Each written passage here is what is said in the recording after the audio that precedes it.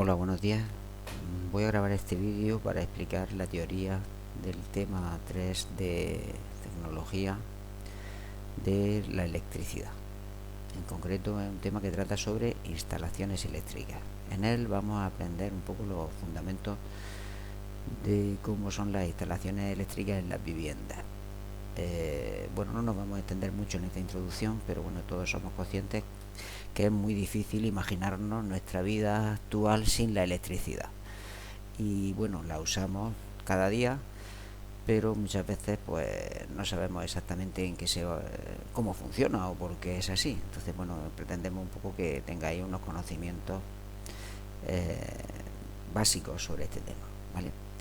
Bueno, pues vamos a empezar con, bueno, como todos los temas del curso, pues empiezan con los estándares de aprendizaje.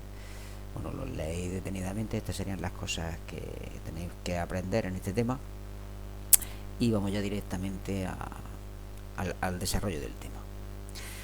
La introducción. Bueno, pues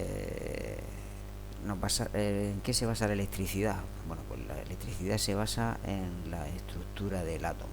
Esto lo hemos visto ya en química, como en la materia, ¿no? La materia, si la vamos dividiendo, llegamos a una parte muy importante que es el átomo y que tiene una estructura, como recordaréis, que tenéis aquí como un pequeño dibujo del átomo, ¿no? En la parte central estaría el núcleo del átomo, que está formado por protones y neutrones, ¿no? Los protones eran de carga positiva, los neutrones no tenían carga, y ahí es donde estaría la mayor parte de la masa del átomo.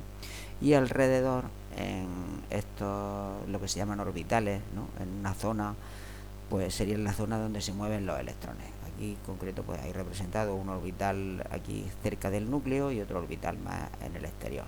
¿Por qué se dibuja así? Pues porque hoy en día el principio de incertidumbre pues nos dice que no es posible conocer exactamente dónde está el electrón, sino por qué zonas se mueve, ¿no? Y esto es lo que está aquí representado con todas estas zonas y punteadas, zonas por donde los electrones se estarían moviendo. Bueno, pues ¿qué es la corriente eléctrica? Como viene aquí señalado, la corriente eléctrica. Pues la corriente eléctrica no es ni más ni menos que electrones de un átomo que se mueven hacia otro átomo, y entonces eso sería como una especie de flujo o de corriente, ¿no? Tal y como viene aquí en los apuntes.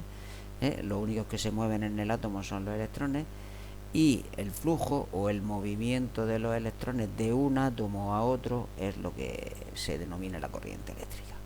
O sea, a nuestras casas la corriente eléctrica, pues lo que nos llega es electrones que se están moviendo. Bueno, pues ¿qué elementos tienen los circuitos eléctricos? Vale.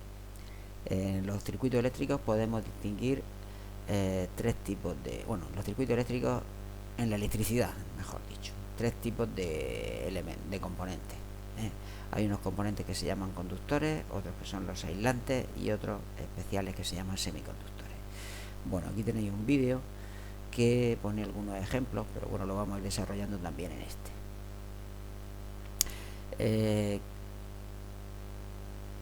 ¿Qué son los conductores eléctricos?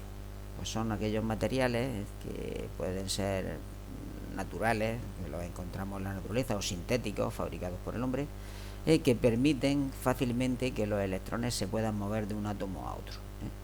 Esto también lo comentamos cuando el tema de química, ¿no? Aquellos átomos que tienen los electrones menos sujetos, ¿no? Los que tienen y más alejados pues del núcleo, pues serían electrones que serían fácilmente arrancables y se podrían mover de un átomo a otro. ¿Qué materiales se usan para las instalaciones eléctricas?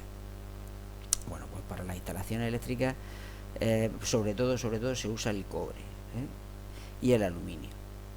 ¿Por qué no se usa la plata? Bueno, pues sobre todo porque es muy cara, ¿no? Y si ya roban los cables de cobre, pues imaginaros que hubiera cables de plata por las calles. Bueno, en principio la plata es la mejor, la que mejor conduce, la que tiene menos resistencia. La resistencia es la oposición o el trabajo que le cuesta a la electricidad pasar por ese cable.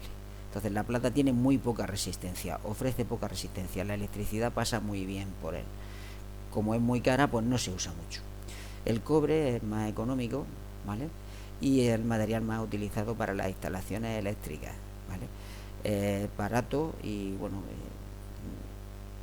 y conduce el siguiente, ¿no? Va por detrás de la plata. En tercer lugar, también se usa el aluminio.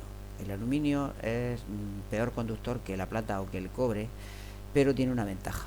El aluminio tiene una densidad pequeña, por lo tanto, si tiene poca densidad, pues su peso es menor, entonces se hace o se usa el aluminio para instalaciones de alta tensión, en los cables estos que van sin recubrir, que están en las torres de alta tensión, porque se usan cables más gruesos y entonces pues tienen menos peso.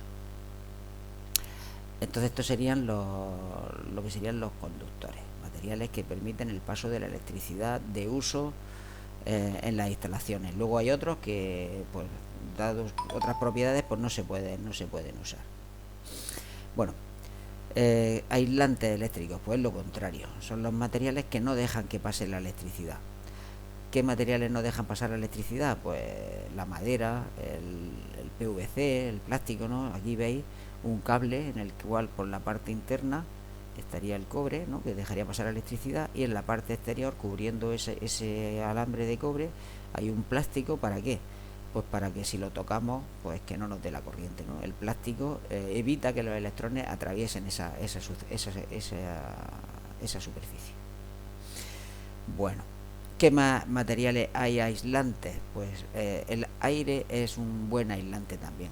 Por eso en las torres de alta tensión los cables van desnudos, no tienen recubrimiento de plástico, y no se va la electricidad de un cable al otro porque el aire no permite que pase bien la electricidad. También son buenos aislantes las cerámicas, ¿eh? Por eso estos aisladores, ¿no?, que se llaman, pues se hacen de vidrio, de cerámica, ¿de acuerdo? Entonces todos estos materiales serían aislantes que de uso en las